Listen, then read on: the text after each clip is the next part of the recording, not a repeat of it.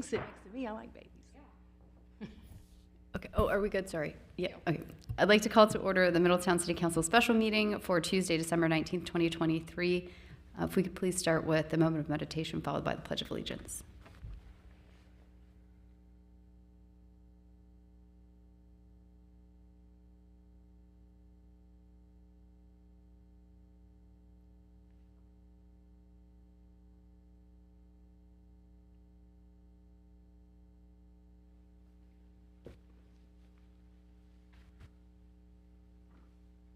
I pledge allegiance to the flag of the United States of America and to the republic for which it stands, one nation, under God, indivisible, with liberty and justice for all.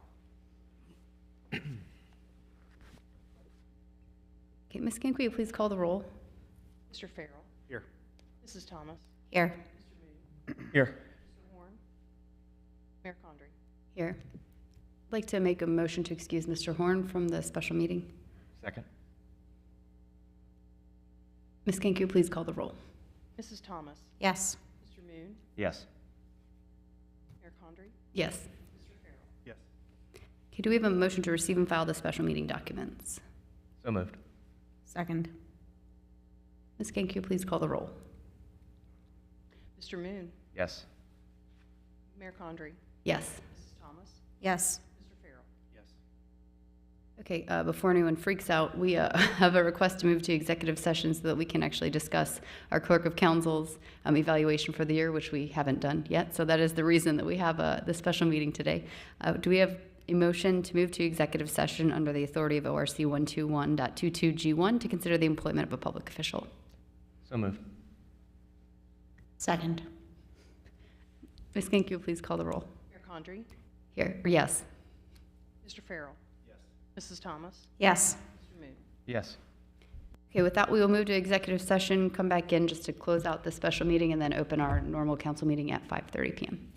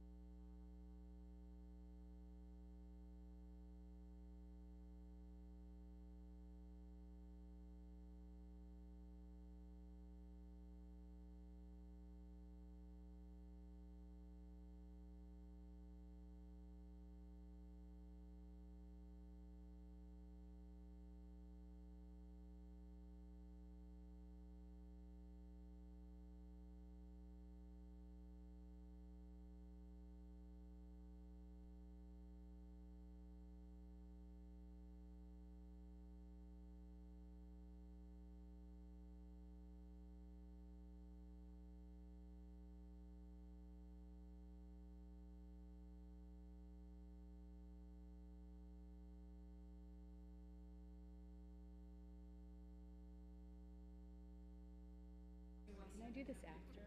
Or, oh. You just sign with the blue, and I sign the red. Give me 1 second to update Mr. Horn's.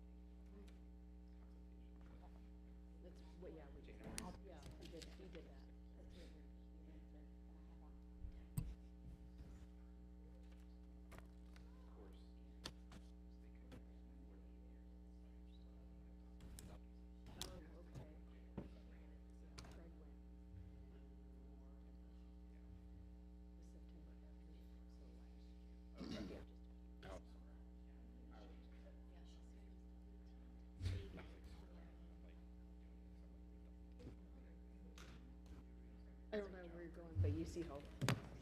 Did anybody have a comment card they wanted to turn in before the meeting started? Okay. Okay, do I have a motion to return to open session from our special meeting? So moved. Second. Ms. Kenku, please call the roll. Mayor Condrey? Yes. Mr. Farrell? Mrs. Thomas? Yes. Mr. Moon? Yes.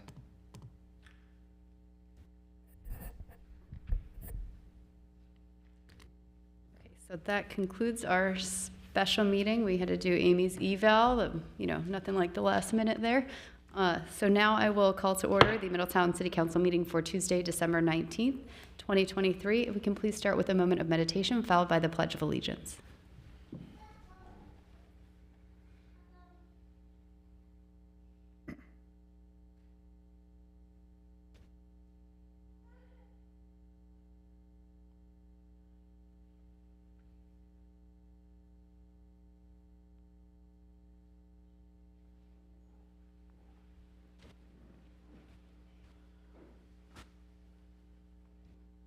I pledge allegiance to the flag of the United States of America and to the republic for which it stands, one nation, under God, Indivisible, with liberty and justice for all.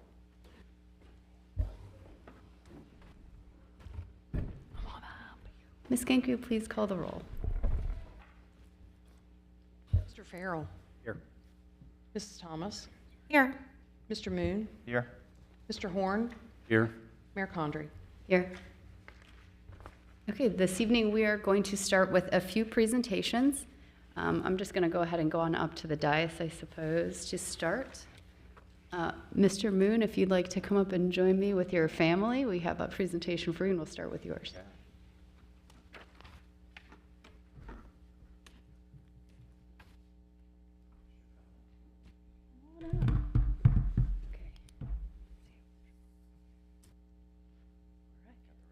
The right one. Thanks for coming out. Okay, well, I think as everyone probably realizes, this is the last meeting for this city council on this term, and for Mr. Moon, this is his second term, and this has been quite the commitment for your whole family for so long to your city. I know you have committed to Middletown in many other ways, but this one is very unique, and we're all very grateful for your service to our city. So we have a certificate of appreciation for you, and I'm going to read that out loud now. Whereas it is a privilege to recognize and offer sincere appreciation to Tal Moon, a Middletown native, a 2000 graduate of Middletown High School, and a 2004 graduate of Miami University, where he earned a bachelor's degree in political science. And whereas Tal Moon is the fourth generation of the Moon family to work in the Moon and Adrian Insurance Agency, he follows in the footsteps of his father Craig, grandfather Thomas, and great-grandfather Vernon, the founder of the agency. Tal is a certified insurance counselor and holds a commercial liens coverage specialist designation. In 2015, Tal Moon decided to run for city council to give back to the city of Middletown. And whereas Tal Moon is a man of integrity, and he brought his many years of business experience, ideas, and perspectives to city council, and has exhibited the courage to take a stand and has shown his heart for people and for doing the right thing. The city of Middletown is grateful for his dedicated leadership. And whereas Tal Moon has assisted hundreds of citizens throughout the years, and has been very active with many organizations throughout the community. Tal has served as a past member of the Board of Directors for the Chamber of Commerce, serving Middletown, Monroe, and Trenton, is a board member for Abilities First, serves on the Warren County Municipal League, the OKI Regional Council of Governments, and the Professional Independent Agents Association Advocacy Committee. He and his wife, Sarah Lynn, have 3 children, Jack, Ignatius, and Connie, and attend the Oaks Community Church. And whereas over the past 8 years, Tal Moon and his fellow Middletown City Council members have guided our city, and under their leadership, many projects have come to fruition, including the road paving levee project, the rebuilding of Central Avenue, the completion of the comprehensive plan and the Parks Master Plan, moving forward with all the necessary steps required to finance, plan for, design, and ultimately construct 4 new fire stations, improving aged water and sewer infrastructure, continuing economic development, and improving public safety. The city is heading in the right direction and is living up to its motto of a bright past and brighter future. Now, therefore, I, Nicole Condry, Mayor of the City of Middletown, on behalf of the City Council, city staff, and citizens of our city, do hereby present the Certificate of Appreciation and wish him well in all of his future endeavors. Thank you so much, Tal. Appreciate it.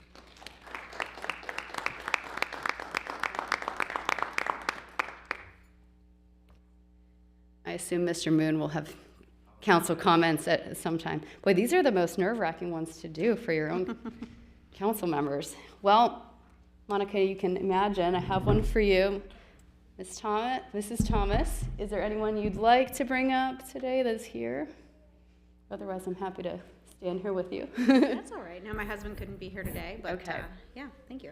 Well, likewise, it is no small feat to agree to put yourself in the public eye. I'm sure we've all seen and felt it, but I know that it's a privilege too, and you've definitely taken it as that, and I'm very grateful for all my time with you. I look forward to working with you outside of council in many other ways, so that's exciting to me. Okay, so I have a certificate for Mrs. Thomas. Whereas it is a privilege to recognize and offer sincere appreciation to Monica Thomas, a Middletown native, a 2004 graduate of Bishop Fenwick High School, and a 2009 graduate of Miami University, where she earned a speech communication degree. And whereas Monica Thomas embodies the passion and loyalty that Middletonians are known for.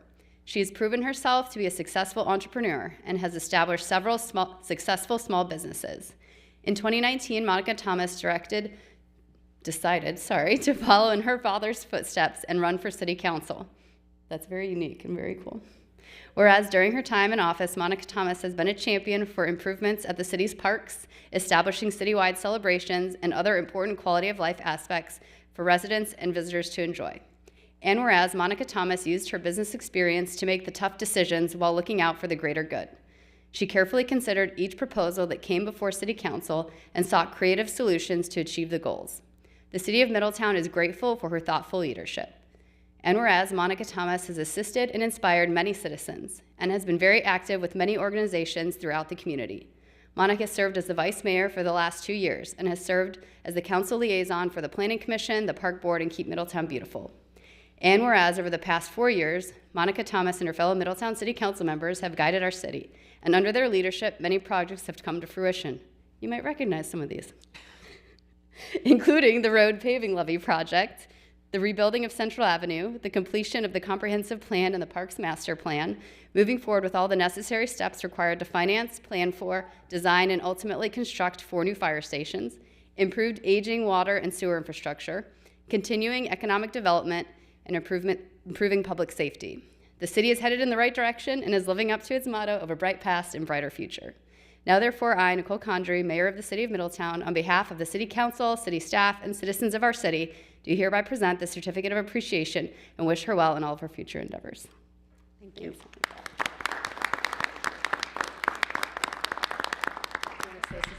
Yeah. I'll save my comments for council comments and. This is, Yep. I'm gonna do this one. You Okay. next. Zach? No, I'm just kidding. See you in 2 years. Yeah. Surprise, everyone. Okay. We have another certificate of appreciation for someone who doesn't know that we are doing this, and this one is for Mr. Rick McCrabb. If you'd like to come on down here. Now, I don't know how many of you know, but Rick is supposed to retire at the end of the year.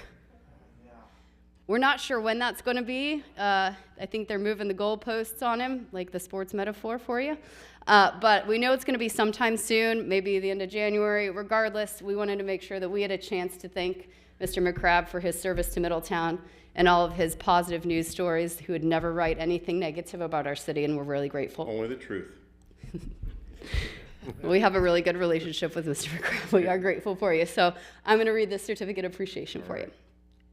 Whereas it is an honor to recognize Rick McCrabb. Rick grew up in Kettering, Ohio, and graduated from Fairmont East High School. He went on to earn a degree from Wright State University and began his career with the Journal Herald as a sports reporter in 1980. The legendary Jerry Nardiello, is that you still? Okay. Hired Rick to be a sports reporter at the Journal in 1987. And whereas technology has completely changed the way many jobs are done in the modern world, and few professions have changed more than journalism. 36 years ago, it was typewriters and bustling smoke-filled newsrooms. And today, it's laptops from home offices. One thing remains the same: local news reporters are some of the hardest working, dedicated individuals you'll ever meet. Rick McCrabb does more than report the news of the day. He gets to the heart of the story and lets us know why it matters. He meets people where they are, in their sorrow, in their addiction, in their comeback, and in their success. His articles shake us, stay with us, and inspire us. And whereas Rick McCrabb has been very active with many organizations throughout our community and given freely of his time and talent beyond what was required or expected. Rick McCrabb has positively impacted the lives of the citizens of Middletown and the surrounding area. Therefore, now I, Nicole Condry, Mayor of the City of Middletown, on behalf of the City Council, city staff, and citizens of our city, take great pleasure in congratulating you on your well-earned retirement at some point, and tender this certificate of appreciation to Rick McCrabb. Best wishes for you to enjoy a long, healthy, and happy retirement. Thank you. Appreciate Thank you that. very much. Thank you. Thanks. Congratulations.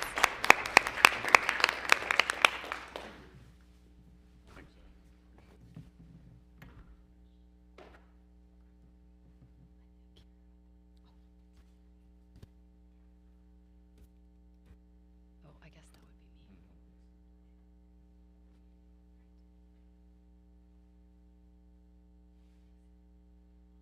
Sorry, I wasn't ready to meet you up here. All right, it's Nicole's turn. Tables have turned. Yes, the tables have turned.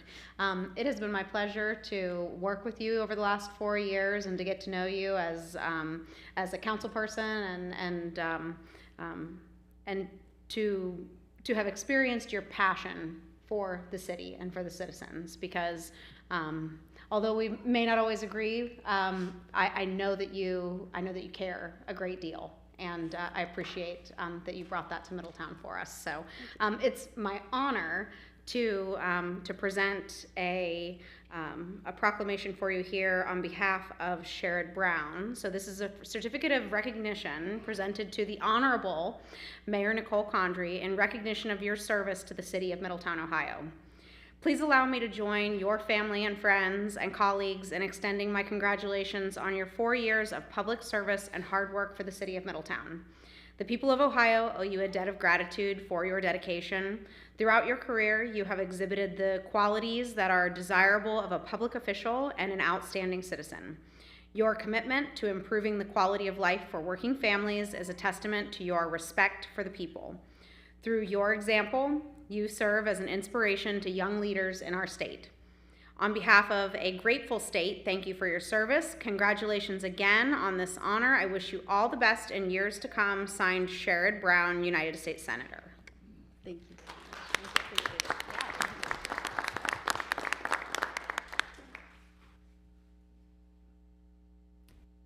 And then at your seat, all of the outgoing council members and the mayor, they have a Jack Howard print of the city building. So you don't have to unwrap yours. I brought an unwrapped one so you could see what it looked like. And so we're down to the last 5 or 6. These were purchased 2 clerks ago. She bought 40 of them. And so we're down, we just have just about 5 left. So Thank you very much. very cool memento from the city. Thank you. You might get one, Zach. Can I get one early? You put his name on one? Well, as long as you don't make all the rest of the council members quit before you, we'll be good. It's true. Moving on. Okay. That brings us to citizen comments. I believe we do not have any this evening. Okay. Council comments are next. I know some have already made some. We'll start with Mr. Farrell this evening. Yeah, thanks, Mayor. Tonight's obviously not really about me, but I just want to welcome Paul. And obviously thank each and every one of you. I think we're all pretty vested in this community, so it's not like it's the last time I'm going to see or talk to you guys or any of that stuff. But as a small business owner myself, I really appreciate it. When you volunteer and give your time to things like this, that's money out of your pocket, that's time away from your family, things like that. So I appreciate, respect the fact of what you all have done. You know, we can sit here and say, oh, we didn't always agree or all these different things, but at the end of the day, we all agree that we love this city, just like everybody watching, just like everybody in these stands. So I really do appreciate your time and look forward to working with you guys in the future because I'm sure I will. Thanks. Thank you. Mrs. Thomas. Thank you. Yeah, as Zach said, you know, I think I look back at my time and sitting in this seat and all the things that we've been through and all the highs and the lows and the challenges, and I'm thankful and grateful for all of them. Just to have had the opportunity to represent the citizens of Middletown and to represent my family, generations of my family who've been here. I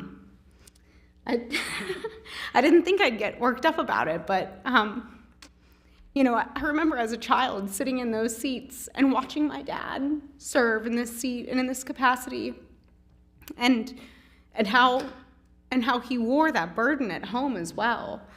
Because it's not just what we do here. It's not just the way that we serve in these seats. It's the way we serve every day in our community, and the way that we represent the people who mean so much to us. That's why we do what we do. That's why we get up here and we wear that heavy burden and we wear that weight in our daily lives. So I appreciate being given the opportunity to do that. And I commend all of the members of our community who have served and who will serve, from our boards and commissions to our city council. You're all putting yourselves out there, both personally and professionally, and you're serving, and so I thank you for that, and I appreciate you for that, and I look forward to sort of joining the other side of the dais here, and watching what you all are capable of, and watching what you can do for our community, because I'm so proud to be a part of what we've done so far, just in these past 4 years. You know, the things that Amy mentioned in her always so beautifully written proclamations, to see 4 new fire stations coming to our community, to see an increase in public safety, both from the police and fire, to have more people on the streets and to be serving our community in better ways, to have roads and infrastructure that we can be proud of here. I think that's one of the things that when I moved back here, I wanted so much to contribute to Middletown. I wanted people to look at Middletown and say, look at Middletown, look what great things that they're doing. Look at how much they've improved, and look at how much they're serving their community and how much they care about their people, and look at Middletown and say it with pride and with a smile. And I know that things aren't always easy and that we do have challenges. On our very first day of council 4 years ago, Nicole and Tal and I all got a phone call that the paperboard was burning down.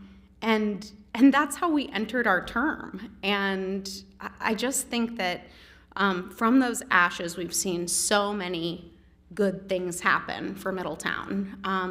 And to finally see that coming to a close and getting cleaned up and providing new opportunities for Middletown is really encouraging. So I won't take up too much of the time. We do have an agenda to get to, but I just thank you all, and I thank my family and my friends and the people who have also sacrificed the time that I've sacrificed to be up here. So thank you all. Thank you. Mr. Moon. Yes, thank you. I am going to take some personal privilege and take a little bit longer time, so bear with me as these are my last comments. But first, I wanted to welcome Paul, since we didn't get to chat publicly before the last meeting. Welcome to council.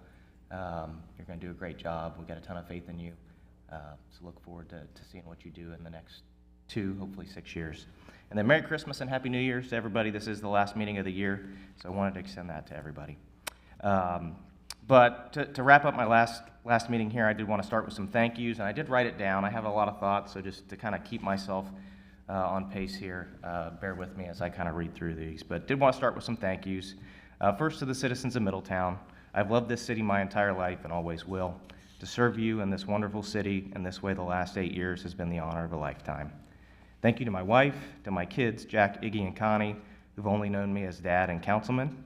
Thank you for supporting me, encouraging me, pushing me, and understanding, even when it meant I missed dinner or sporting events or didn't get to say goodnight. One thing folks might not realize is that public service means date nights go from a quiet dinner out to the chicken dinner at the local event or fundraiser. The sacrifices you all have made are too numerous to mention, so thank you. To my friends, thank you for your encouragement, wise counsel, and during the difficult times. Thank you to my parents for raising me to love my city and to the people that call it home. Their love and support, as well as that of my mother-in-law, has helped me serve the city better. The amount of babysitting hours they've given us so that my wife and I can attend public events are too numerous to count. I couldn't have served without your help. To city staff, to Amy Skank, the lady behind so much of what we get done, she goes without enough praise. Thank you, Amy. Thank you to the city managers, department heads, law department, and every city employee. Whether we've crossed paths or not, you do the hard work that grind day in and day out to make our city better. We've worked together closely for years. You're not just our professional staff, you've become our friends. Finally, to all my colleagues, Paul, Mayor Condrey, Monica, Zach, Rodney Muterspaw, Joe Mulligan, Mayor Mulligan, Amy Vittori, Steve Bohannon, Dora Bronston, Dan Picard. I didn't know many of you before I joined council. Now I think I can count you all as friends, even though we disagreed, sometimes quite passionately. 8 years ago, I ran with the goals of lowering Section 8, paving our roads, and driving new economic development, with the focus on our undeveloped land on the East End. Each council inherits the successes of the previous councils, but they also inherit the missteps of their predecessors. I'd like to think that collectively, we've left our city better than we found it. The work that's been done is the result of numerous councils, city employees, unions, and of course the public. So I'd like to kind of recap some of the successes we've had the last 8 years. We've seen improvements in our quality of life events. We've earmarked $2 million for our parks, investing significantly in them for the first time in decades. We enjoy community events such as Hops in the Hangar, Holiday Hoopla, and our Independence Day celebrations, just to name a few. We've made significant progress in staffing our public safety with more room to grow. Our fire department has gone from 63 uniformed personnel in the 2016 budget to 84 in the 2024 budget. We're building new fire stations for the first time in my lifetime and positioning them to deliver the best service to our residents. The 2016 budget called for 69 sworn police officers. I'm happy to say the 24 budget brings us to 79. While we fell short on our initial vision for the Sunny Hill Community Center, we've set a path for incredible improvements. That includes renovating both the interior and exterior of the entire current building, replacing and improving the family zone, and adding a full-size competition gym. Once completed, our community and children are going to be the beneficiaries of $6 million of an addition and renovation, which will serve our community for generations to come. We've seen improvements in our income tax revenue. In 2016, our base 1.5% income tax revenue, that does not include public safety levy or the roads levy, was $19 million. In 2023, that same base 1.5%, again excluding the tax levies for the roads and the public safety, is going to end between $30 and $31 million. That's a 57% increase, which leads directly to quality of life improvements for our residents. We've spent a lot of time trying to improve our housing stock, and there's still a lot of work to be done. We're seeing Ryan Homes finish Sawyer's Mill, which sat idle for over a decade. Fisher Homes is continuing to build out their Renaissance neighborhood, and Brandon Homes is setting the stage to build custom homes on the old Roosevelt School site. We've seen our Section 8 voucher numbers drop from a high of 1,662 to our last update in October of 765. While not without our challenges, we've seen downtown strengthen and boast anchor businesses such as West Central Wine, New Wales, White Dog, Primo, The Slice, Hot Fusion, and Grandpa Joe's, just to name a few. Council recently selected and is currently working with Wayland Ventures as the preferred developer for 6 downtown properties, and I'm optimistic and excited to see their progress. We've seen significant and meaningful economic investment and job creation over the last 8 years. First and foremost is our pending $200 million Renaissance Point Arena District. I believe this project will truly transform our city and be a major catalyst not only for the East End, but for development and interest throughout the city. We've been fortunate to add and grow our small businesses while also adding major employers such as Kettering Health, Cintas, DHL, Fry Steel, and EI Ceramics, which is buying the former research building. Recently, Visantha Tech announced its purchased land on Union Road and will be building a state-of-the-art facility and investing between $10 and $15 million in creating excellent paying jobs. We've been fortunate to bring the best tech school in Ohio, Butler Tech, to Middletown, and soon we'll see their expansion when their $13 million education hangar breaks ground at the airport. Nowhere has the improvement been more pronounced than on our roads every day. We complained for the better part of 20 years about them. With the passage of the roads levy, thank you, citizens. We've paved 200 miles of roads which cover over 1/3 of the entire city in only the last 3 years. I'm proud to have played a role in this getting this accomplished. If we had not bonded this out and done the work over the 2 to 3 years, our purchasing power would have been rapidly eroded by the generational inflation we're all experiencing. All that to say, we have a lot to be proud of. As I look at the work ahead for future councils, I have 3 thoughts I will leave you with. First, look long term. Don't be anxious for a quick win. It's tempting, but most times you only get one chance to get it right. Don't think as much about where you want the city to be in 5 or 10 years as you do about where you want Middletown to be in 20, 30, or 40 years. Second, communicate and build relationships with the public, but also with each other. Your relationships are what will make you most effective, and we're counting on you. Lastly, don't give up. We can be quick to give up on worthwhile endeavors, saying we had our chance and missed it. If it's important, keep working the problem, finding problems, and addressing the concerns. While we have many challenges in front of us, we've made significant progress with more good things to come. Progress takes time, more time than any of us wish, myself included. We need to be willing to not only celebrate our past, but embrace the change in our community. We have to own both our challenges and our success. If we want people to speak well of Middletown, we must speak well of Middletown. Lastly, thank you to God. Jesus has been by my side, leading me through the easy decisions and the difficult ones, the deaths and the births, the conflict and the friendship. I know without him I wouldn't be here. It's been an honor and privilege to serve the city. I won't be far, and you can rest assured I'll be looking for other ways to serve. Thank you.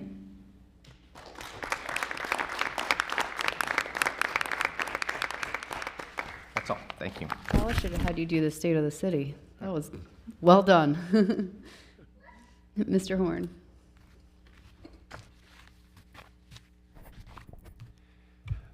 And I have to follow that, okay. I want to, first of all, just thank each and every one of you for the thorough vetting and the questions that you asked. And the questions that they asked shows that their heart is truly in this city, that they are really concerned about who is going to sit in this seat even just for 24 months. And I appreciate their confidence. And even, I want to especially thank the mayor who called me afterward and told me her concern and why she voted the way she did. And she said, I'm still going to back you. I still believe in you, but this is why I did that. Not a lot of people do that. They'll just say, nope, that's my decision and move on. But she actually showed the courage to do that. And I just want to thank each and every one of you for your service and the foundation that you have left us. Because I'm in rare air here that I get this privilege of serving on a council, 2 councils, this council and then the new one that's coming in the new year. and I greatly appreciate that. And the opportunities that we have in the future here, and I agree with you about we need to not just think of what's going to happen soon. It has to be long-term, because we're trying to make this generational, that people will appreciate that. And one way I feel, because I am a bit older, I do feel like I am that bridge between the old Middletown, when we had the boom, and the abilities that we have and what we can accomplish with the new boom, with all the things that are going to happen, the exciting things that we're going to have happen here that are going to transition us and make us even further into this century, and show other cities that this is a destination that you want to come and live and raise a family. So again, I just want to thank the council for their confidence in me, and I will be working hard for this city through my term. Thank you. Thank you. Well, I want to extend my welcome to you as well. I know we kind of did briefly, because technically this is kind of your third meeting. We had 2 special meetings, but it's your first official real meeting with us, and we welcome you to council. I think you're going to be an incredible addition to this council. Specifically, I was impressed with Mr. Horn's attention to technology and trying to push the city forward on that aspect, and I think he's going to be a really great addition to the team, and I can't wait to see all the accomplishments that you make. I got to give it the state of the city already, so I don't really have a whole lot more to add to that, and don't need to drown out a lengthy extra time here, because I kind of had my own. So if you haven't seen it, we did get it posted on the city's YouTube, and I have a link from my mayor's Facebook and Instagram pages as well, so you're welcome to see that. Try to keep it short this year, including the schools edition. At the end of it, it's only 31 minutes, so it's not too bad. Has a lot of what Mr. Moon talked about in it as well, with some QR codes where you guys can find some more information about what's going on in the city right now. But it has definitely been an honor to serve as your mayor for the last 4 years. I think now is when I could admit to you that when I pulled my papers to run, I thought it was 2 years. I really did actually think that. And then I learned at the Board of Elections it was 4. I said, I can do that. Okay, 4 years it is. So the power, though, really lies with the citizens. You have the strength and you have the resources to get it done. Up here, we get to say yes or no, but at the end of the day, we're just saying yes or no based on whatever we think that you all want. So you really do have the power as the citizens to do everything in this city. It's your city. And with that, I'm going to turn it over to the city manager. Okay, thank you, Mayor Condrey. Just quickly, I would like to say thank Mayor Condrey, Councilmember Thomas, and Councilmember Moon for everything you've given me over the last year and a half. I appreciate the support and the faith you have shown in me and my team.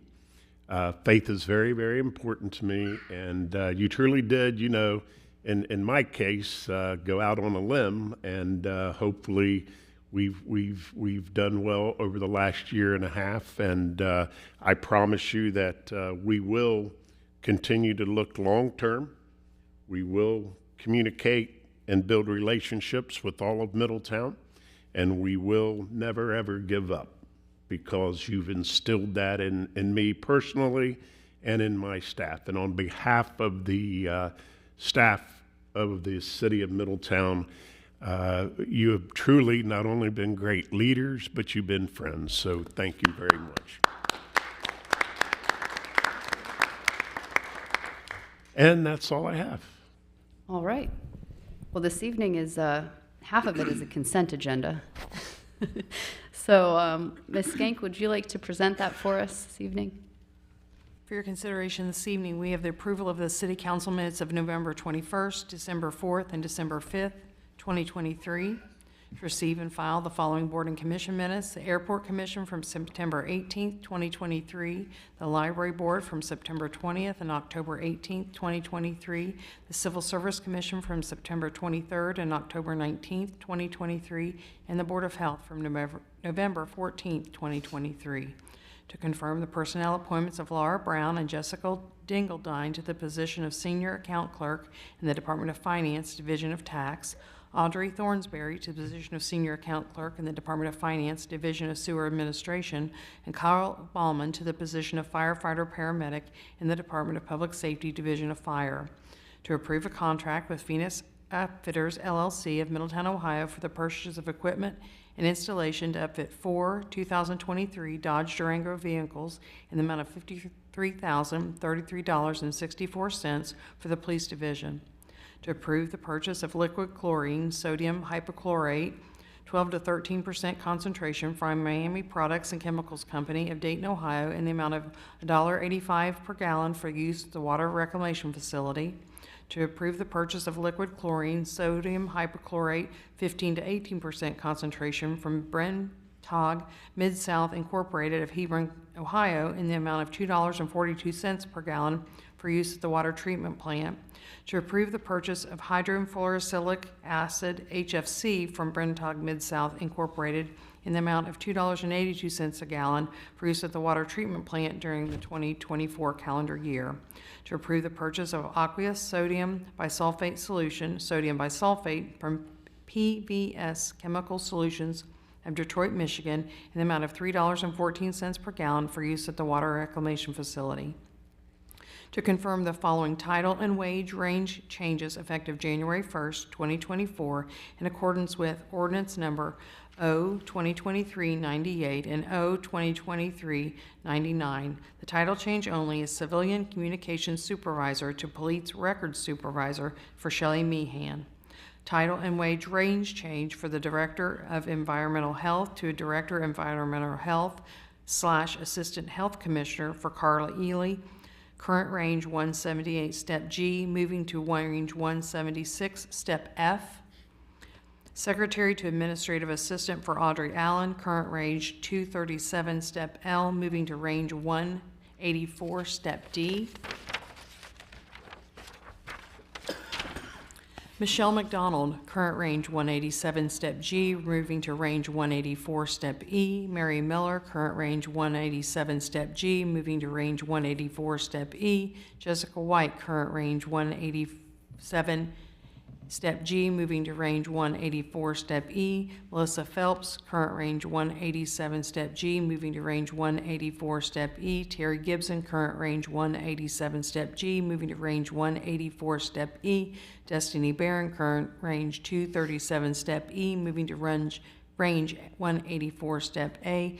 Engineering Construction Inspector to Senior Engineering Construction Inspector Kenneth Osborne, current range 181 step G, moving to range 177 step D. And to receive and file oaths of office for Jennifer Carter, Paul Horn, Stephen West II, and Elizabeth Slamka.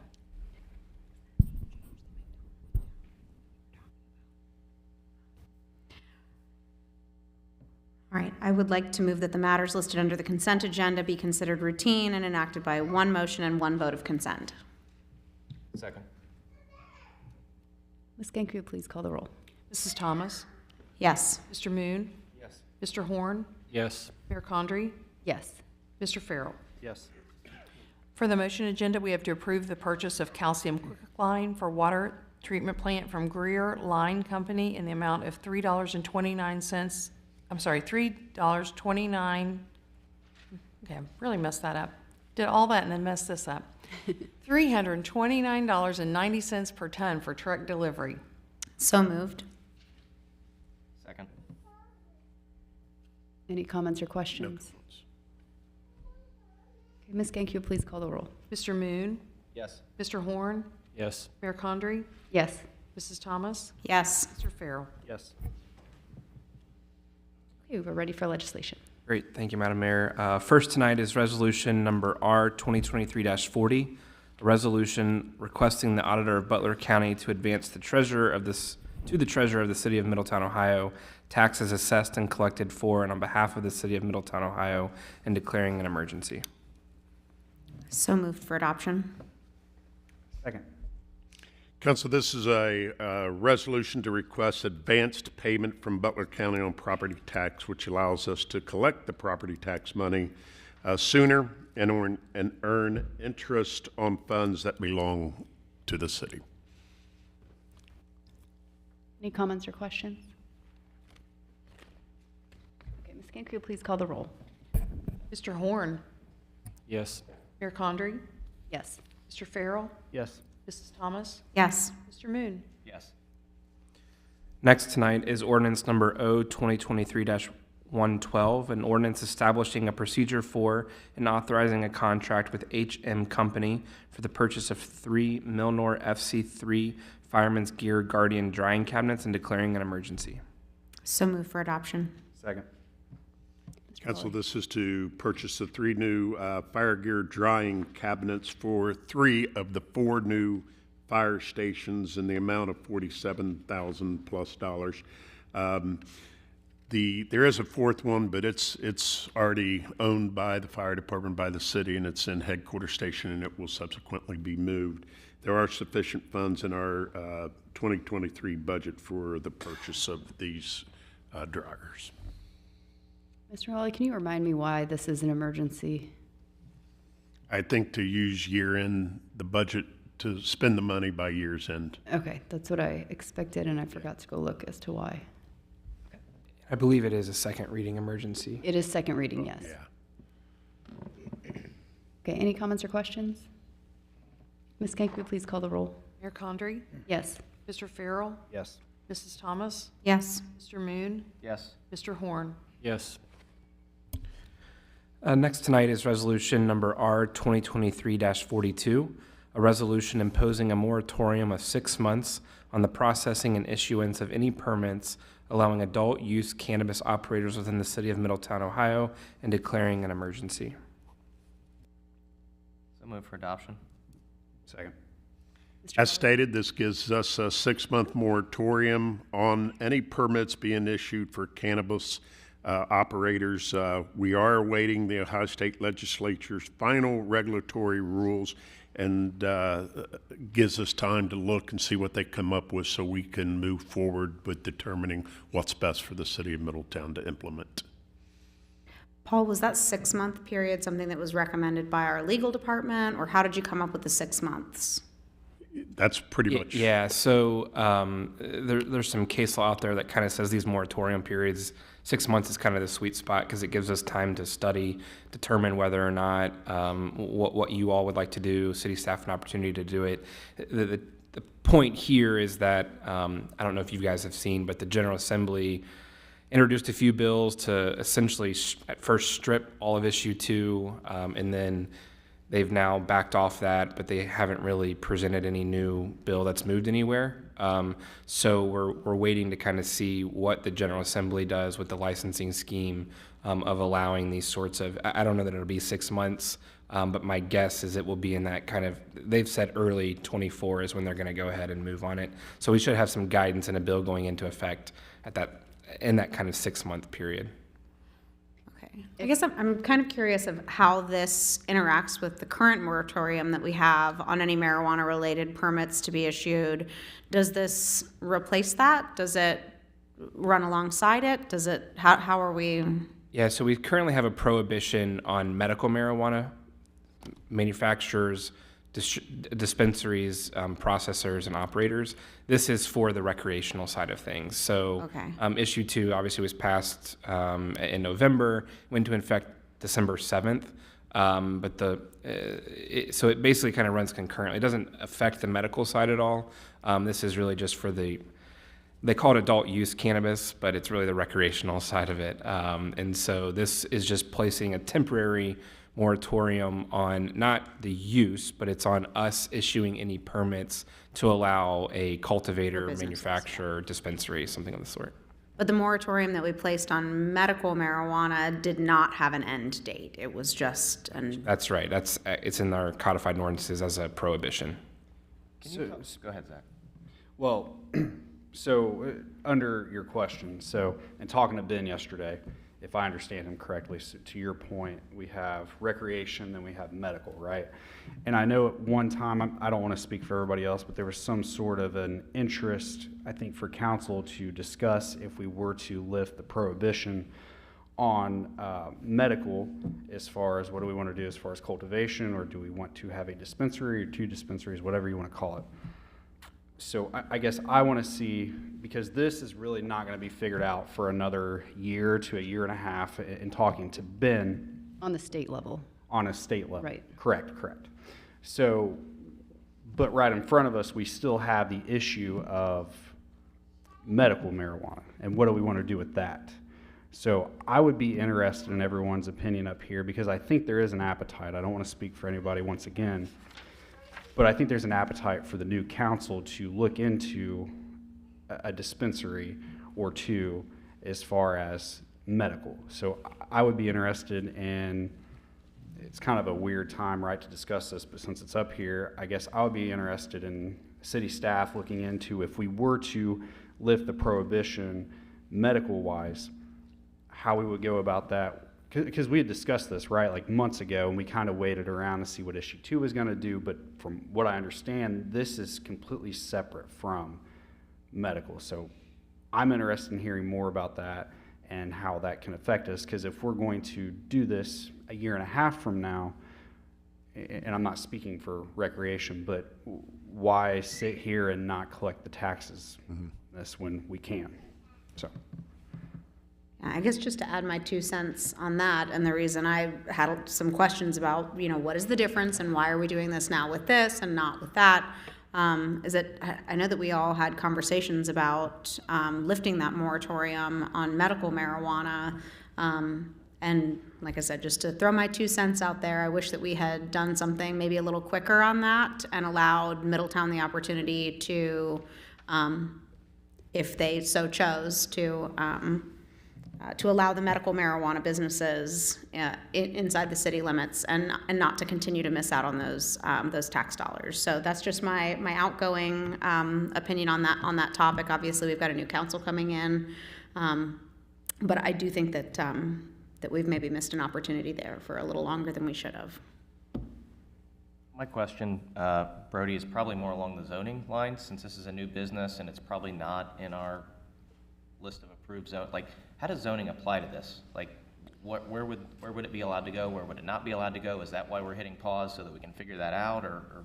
Yeah, and Ashley may be able to Maybe speak to Ashley this can- too. Yeah, I think in general, we typically treat these as retail businesses, similar to either, it could be classified as a pharmacy or even just a general retail. So typically any place that there is, if it's not specified in the zoning code, which it certainly can be, with a permitted use in a certain area, and certainly part of the kind of the 6-month conversation we'll have, assuming the moratorium is passed, it certainly can be considered as part of that, and you can then specify in what zoning districts you would prefer that it, permit it to be a conditional use in some. But typically, without absent any specificity, we treat it as just kind of a general retail business. So I think it then can be in a lot of places, and so that's why some of our local governments then choose to make it a permitted use in certain districts. But if Ashley has more to add, then certainly feel free. I was just going to add to Mrs. Thomas's comments. We had already taken a look at where the other marijuana uses should and shouldn't go based on, I think you probably remember, we did a community-wide survey, and it was well received. So take that into consideration if that moratorium is something you'd want to lift. I know that staff has already been looking into zoning and working with Brickler on that. I can't remember what the response rate on that survey that we sent out was. And I know that that was something that was a concern of council at that time, but I do remember that it indicated that the citizens were. Yeah, and we had a large turnout for that survey Yeah. as well. Okay. Well, and I'll be gone the first meeting of January, so lucky me, I get to go on vacation. So what we will do, if we will prepare a presentation for the second meeting in January on what the options would be to handle the medical marijuana moratorium, Great. if that's good. Yeah. Mayor, I have a comment. So about this, we have a city that's to the south of us that has 4 of them. They're enjoying that revenue. And I'm for this on the dispensary side of this, because there is an opportunity here, and we're also trying to show that we are changing, that we're trying to get out of that mold. And you see a lot of other cities that are just doing no, let's not do this. I see this as a benefit that we can do this. And to the point of zoning, it's going to be a little bit more time, because I've actually, in my trade, I've actually had to work in one of those, changing a panel out. There's a lot of security, there's a lot of secured storage. because this is still a controlled substance. But this is an opportunity that we lift this ban on the medical marijuana, let the state figure out what they're doing, because even in the new language that the state is having a conversation with, any dispensary in a county or municipality gets to enjoy 36% of that revenue. So they kept that in there when they pushed it forward to the next level, we'll call it. But if it takes a year and a half, with construction and zoning and everything else, if we allow this at the beginning first quarter of 24, you're looking at a dispensary being open in probably the third quarter, if not the fourth quarter of 24, and then not recorded revenue till the first quarter of 25. I just think this is an opportunity, even if just one dispensary, because most likely they're going to have to build versus doing a tenant fit up because of the security issues and everything else. But definitely this is an opportunity for our city to, again, show that we're growing, we're trying to draw more and more citizens here. It's proven that it's in another city and it's doing well, so I'm definitely for that. And if I could chime in, just to remind everybody, I mean, if you were for it and you wanted to lift it, you know, a development code amendment will take about 4 to 6 months to implement. I'm not really sure why we're talking about the medical one, because we asked for the discussion about it like at least 6 months ago. So I don't know what the delay was on having the discussion, but this council said we were ready for it. So anyway, I would go ahead and have the discussion. For what that's worth. I mean, to have we've the been discussion with the thinking new any council, meeting but- for months and months that was going to be the It'll be discussion, interesting to but- see what the new council feels about it, but yeah. So question, so 4 to 6 months to rezone. Ashley, if I'm not incorrect, so can we receive applications theoretically if new council decides to lift this? Can we receive applications and side by side work towards that, or are we going to be 6 months to rezone it and then we take applications, go through all that, and then so does this set us back another 6 months, or can we do this side by side? Go ahead. I'll let Brody correct me if I'm wrong, but we've always taken applications and been happy to review those and then waited to release permits based on, you know, what an outcome of a meeting is, or, you know, just all across the board. One of the unique instances with the medical marijuana, and I assume will be part of the recreational one as well, but one of the first forms that you have to file with the state is a notice of proper zoning form. So they're not going to give you approval through the state if it can't actually be built where it's being proposed to being built. But again, I think, again, our interpretation, I've not been intimately involved in the conversation, so correct me, Ashley, but I think we would generally interpret a dispensary as just a general retail use, absent some specific zone development code definition. So my guess is that if the application goes to the state, they're going to send a notice of proper zoning form to us, and let's say it's just I'm using very generic terms, but a general business district where, you know, general retail is a permitted use, we would go ahead and just check, yes, this is a permitted zoning. Now, if you guys want to, you know, specify and change where the permitted uses are specific to either a medical marijuana dispensary or a recreational dispensary, whatever you guys end up doing there, that process will take some time to change. So it's just kind of thinking about, if we lift the ban, let's say we lift it in January, but the zone change doesn't happen until June, there's that 5-month period, give or take, where in theory it could go any place that a general retail is permitted. So that's why you kind of would want to rise these up together at the same time. So perhaps the lift isn't and I want to be precise about the words. This is a moratorium, which is like a temporary ban.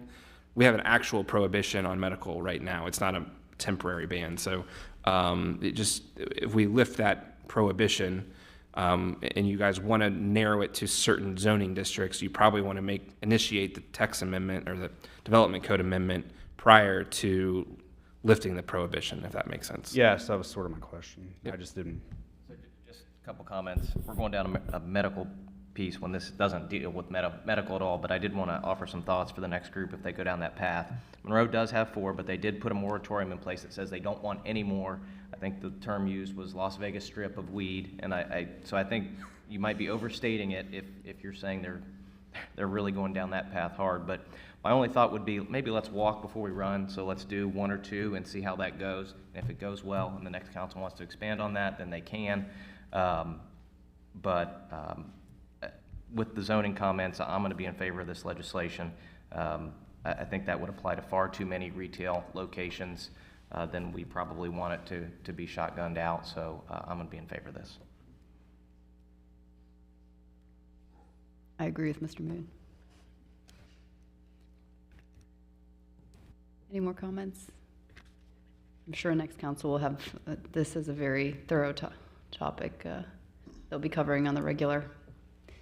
And I will say I agree with you, Tal. I mean, I'm a proponent of, if theoretically we decide to lift that prohibition, 1 or 2 sites. I don't want to get into all the way in on this. Let's, like you said, walk before we run. We don't know what we're getting into fully, so I agree with that. And I'm not saying open the floodgates at all. I'm just saying that there are a lot of tax-paying citizens of Middletown who are spending their tax dollars in our neighboring cities when it comes to the medical marijuana. So obviously I'll be anxious to see what the next council does with that. But I do understand why we're taking the precautions we are for the recreational at this time. Any more comments or questions? Okay, Ms. Gank, will you please call the roll? Mr. Farrell, Yes. Mrs. Thomas, Yes. Mr. Moon, Yes. Mr. Horn, No. Mayor Condrey. Yes. Great. Item 4 tonight is ordinance number O-2023-113, an ordinance declaring the improvement of certain real property located in the city of Middletown, Ohio, to be a public purpose, declaring such property to be exempt from real property taxation, designating specific public infrastructure improvements that, once made, will directly benefit the parcels for which improvement is declared to be a public purpose, requiring annual service payments in lieu of taxes, establishing a municipal public improvement tax increment equivalent fund, authorizing payments to the Middletown City School District and the Warren County Career Center, and providing related authorizations pursuant to Ohio Revised Code sections 5709.40B, 5709.42, 5709.43, 5709.832, and 5709.85, and declaring an emergency. So move for adoption. Second. Mr. Lawley? Nathan? Your Honor, members of council, before you is a legislative measure that would allow us to extend the potential TIF exemption of some undeveloped area along the southern portion of Town Boulevard, a little south of the Walmart, that just never took off before the original East End TIF expired.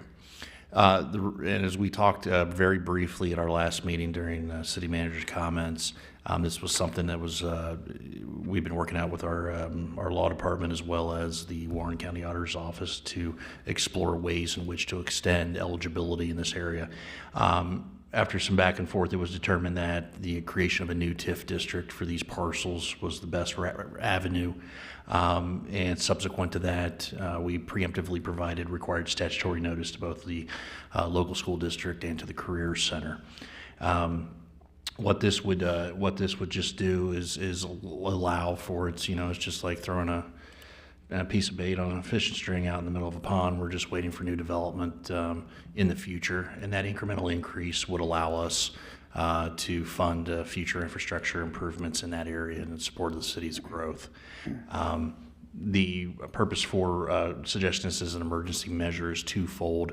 Number one, it would fall under our current compensation agreement with the city school district, which I'm happy to say looks like we'll be able to present a renewal of that agreement in front of council next month.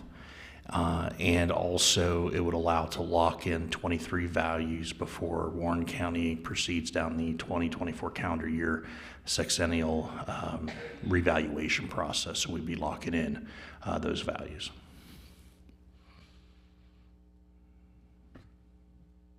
Any comments or questions from council? Okay, Ms. Skank, will you please call the roll? Mrs. Thomas, Yes. Mr. Moon, Yes. Mr. Horn, Yes. Mayor Condrey, Yes. Mr. Farrell.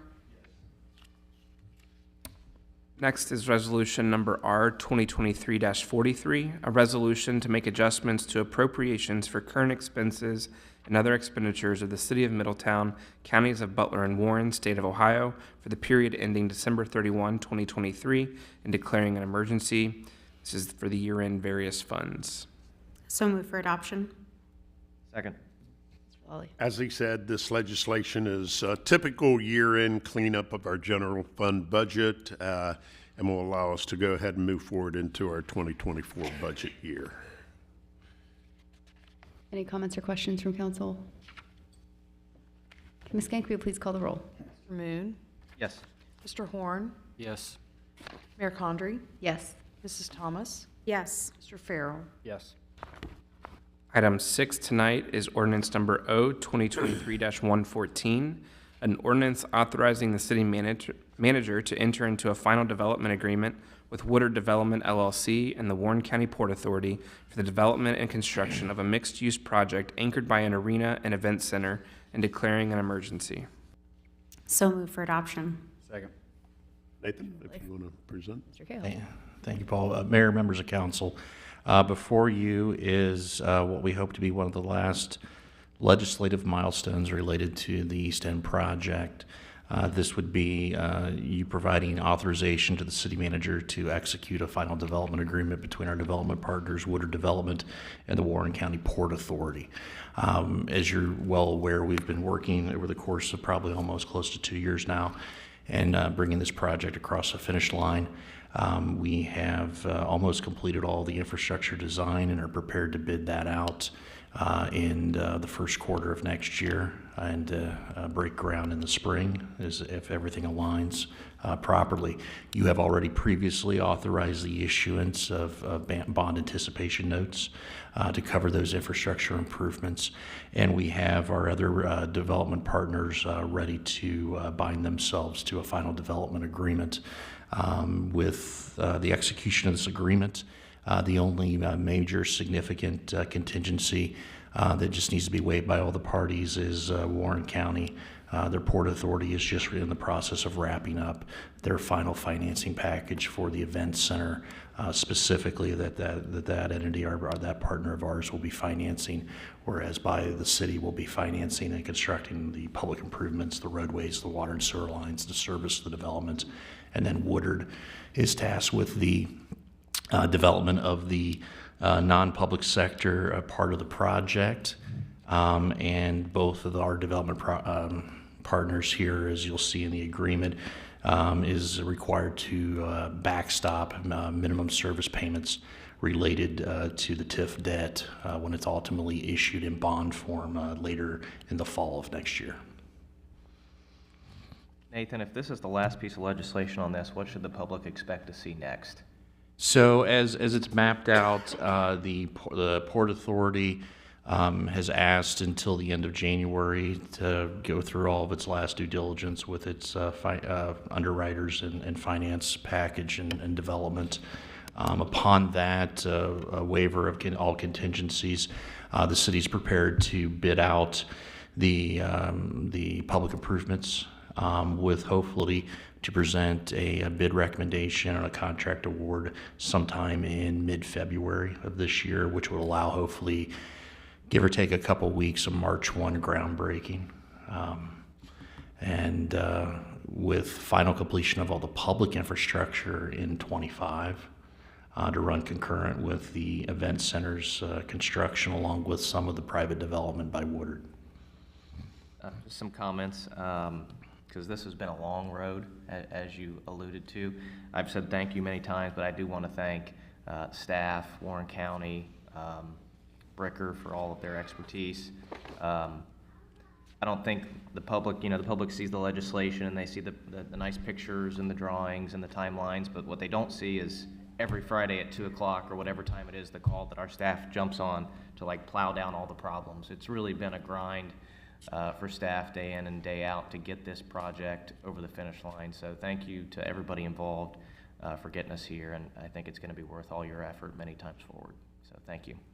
We pushed very, very hard to get this done tonight, so this council can put their stamp of approval on this final development agreement, because you guys have worked extremely hard with us on this, and this is really Middletown going into the direction it needs to go to in the future. Just really excited to see the way that this has the potential to impact our entire city and our community in a really positive way. And I thank you all for your effort and your energy in making it happen. It's exciting to be a part of. It's exciting that we have this opportunity to take this across the finish line, and I appreciate you doing that for us. For Middletown. Yes, for Middletown, for us, Yep. for all of us. Any other comments or questions? Okay. Ms. Gank, will you please call the roll? Mr. Horn, Yes. Mayor Condrey, Yes.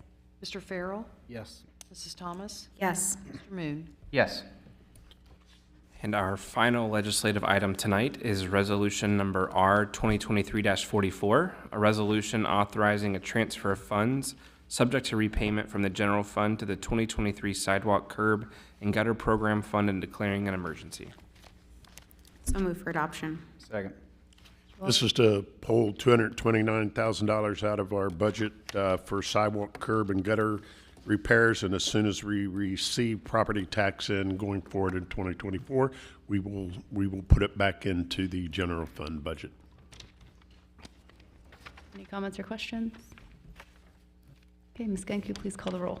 Mayor Condrey, Yes. Mr. Farrell, Yes. Mrs. Thomas, Yes. Mr. Moon, Yes. Mr. Horn.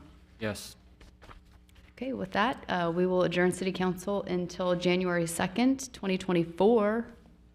Oh, shoot, new business. I kind of assumed no one had any new business. Ah, I have two things, sorry. yeah, my bad. No, you're fine. I had no new business. Anybody else have Please. anything? Okay, well, I'll mention both of them, then we'll discuss Yeah. them, and then we can figure it out from there. Thank you, sorry. So first thing is, so we started off the beginning of this year talking about parks and, or last year, where it's been a long time, right? And helping fund those. And I think this council deserves the chance, if we could, if I'm doing the math correctly, we're right under $1.5 million still left in that account, and I'd love to see us, if possible, I know it can be done, but I wanted to get your guys' thoughts on it, if we could throw an extra couple $100,000 to get that fund above $1.5 million. I would be a proponent of, before next council comes on, although I trust them, I appreciate them, I want to see if we, as a council right now, would want to try to put a few more dollars into that account, so that way we can go out. I know the park board's working very hard right now towards a long-term plan to have that, and if we have a situation where we actually know how to spend the money and can execute upon it, which is where we're going, I think, we can get those funds out there. But I just wanted to see what your guys' thoughts would be on that. Yeah, I'd be supportive. I think we have the I money. thought we had earmarked two. Can I, We have earmarked spent two, some but then of the money we spent some of the money on, I think the only money we've technically spent is out of the bathrooms. Smith Park bathroom. we missed what you want to fund. 200,000 to the parks out Oh, of the okay. general fund. With the fund balance that we have currently, I just wanted to see council's appetite towards getting more money to that before a new council comes on. We haven't technically, I mean, we've earmarked, right? So we haven't authorized anything, so. I mean, I don't have any qualms about it, but I'm not sure what we can do as a council right now. Well, from what I I understand, guess what's the ask? well, the ask is to, so what, Are we talking about from the general fund reserves, or? Yeah, from the general fund reserves. From the reserves balance. From the reserves which is balance where of what we have. Set aside the $2 million from originally. yes, I think from what I understand and talking to the park board is we're very close towards having a plan on how those funds are going to be spent.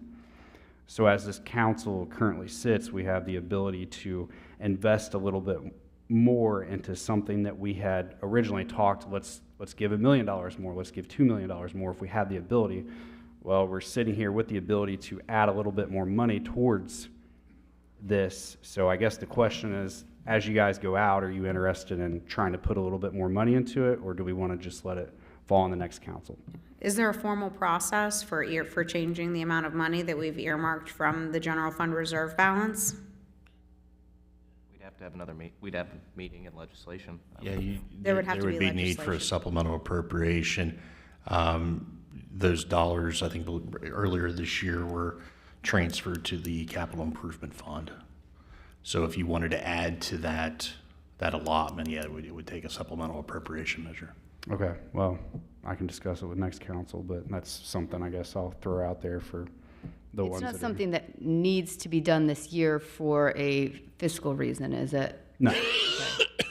Excuse me. I do know that at the last park board meeting, just to add from the conversation there, Paul and Ashley were both at that meeting with park board, and we talked a lot about the park master plan and what we can utilize from the park master plan to create a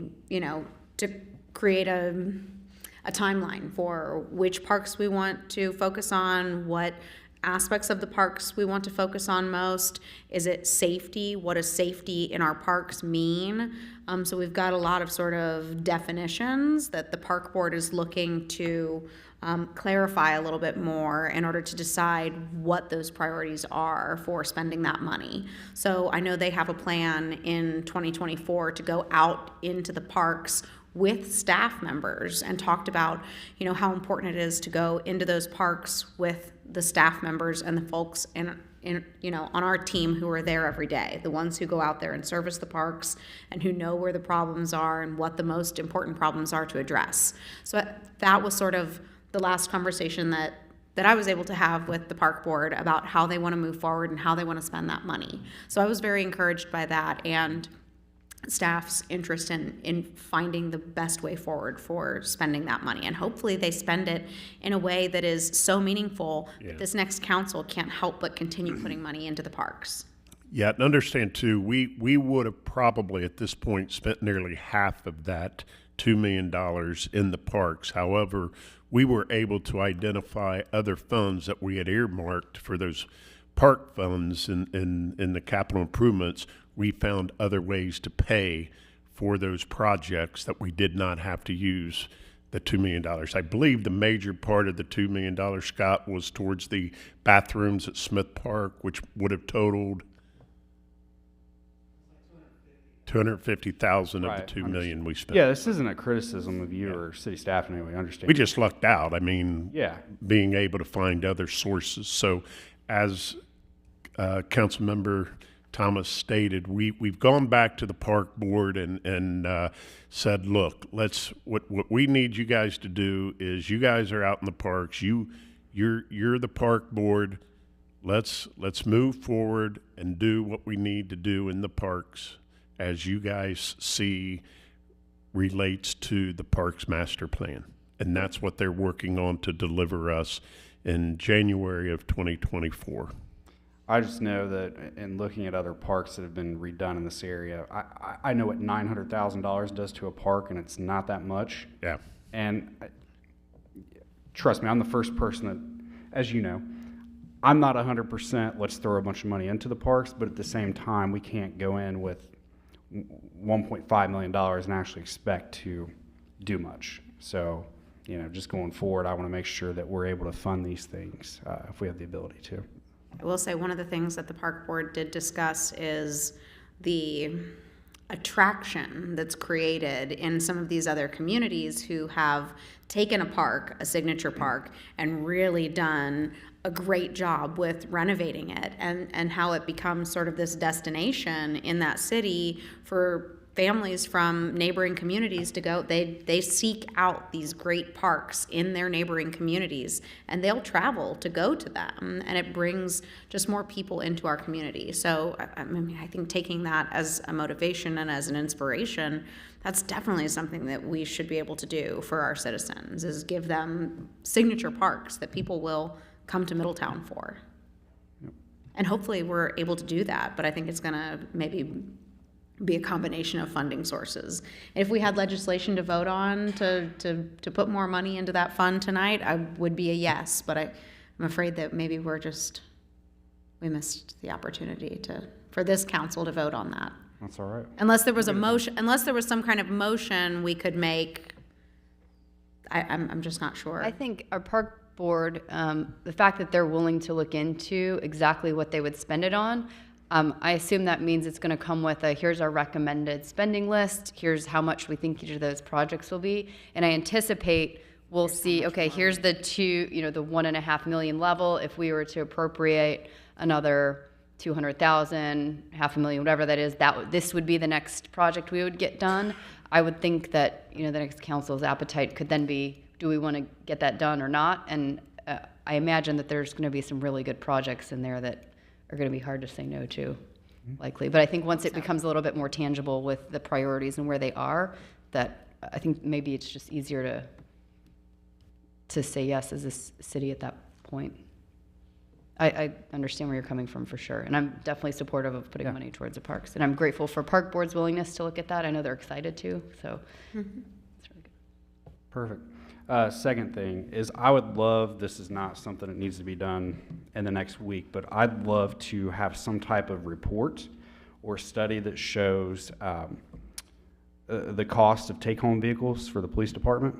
So obviously upper management, upper staff, they have their take-home vehicles, but I'd love to know the upfront cost of so we have some vehicles that are still in good shape for the police department, but some of these vehicles have 200,000+ miles on them, right? So retire those. First of all, how long would it take to even buy enough vehicles to have them to take home? How many do we need? Like I said, how long would it take to actually purchase these? What would the cost insurance-wise be to the city? What would the gasoline charges be? But obviously you have things that you can't measure. Morale, the ability to retain talented officers and not always have brand new officers, the ability to recruit officers from other places. So I'd love just some type of report, Chief Burke, whoever it is, to just figure out what's the numbers on that, what's the cost analysis as a city, and kind of go from there. Yeah, I thought we put some numbers together early this year, but we'll revisit that. Right. Well, we know how those change. I mean, we have loose numbers, but I'd just love to dive into that more. Okay, we can do that. Yeah, thanks. Is that a pretty common practice in other communities? I guess I'm just not that familiar with whether or not that is. I don't think there's any Not a lot. commonality behind. Some departments have them, some don't. So it's from department to department usually, I think see it everyone more rural differs. communities, but I could be wrong on it. where the travel time is greater. Yeah, but I don't know. Yeah. Well, I think there's plenty of cities. I mean, you can go to sheriff's offices, you can go to state patrol. I mean, a lot of these departments do have them. I mean, it's a recruiting measure. Yeah, I'm not saying it's wrong. I think I'm Yeah. just trying to think of Yeah, where I I've just was seen trying it. to understand, I guess. Well, I think a part of it is you can't have people that live 45 minutes here having them, but if they're within, say, I don't know what the number is, right? 10, 12, 15 miles, but let's not forget that these cruisers are ran 24 hours out of the day. One of our biggest problems is staffing, right, and police presence. And to go from being a reactive city to a proactive city, if we can get more cruisers on the street, if you have 3 times as many people driving these cruisers, it's an upfront cost, but that is money that we have right now. So if you're seeing every time somebody drives through here, developer, investor, et cetera, if I see more police presence, that's going to make me more inclined to invest here, in my opinion. And if we have cars going up and down Central, Brill, et cetera, do we want to be pro-police? Do we want to be proactive on these things? I think it's something to look into. Okay. Thank you. Appreciate it. Any other new business items before I try to cut people off again? I'm done. Okay, well, I tried to end the meeting 10 minutes ago. Sorry, I was ready to be done with my term. No, I'm just kidding. With that, we will adjourn the City Council until January 2nd, 2024, 5:30 p.m. here in Council Chambers. It sounds like Mr. Farrell will not be there, so you'll see some new faces, but he will return for the second meeting, he promises, in January. So until then, blue skies over Middletown.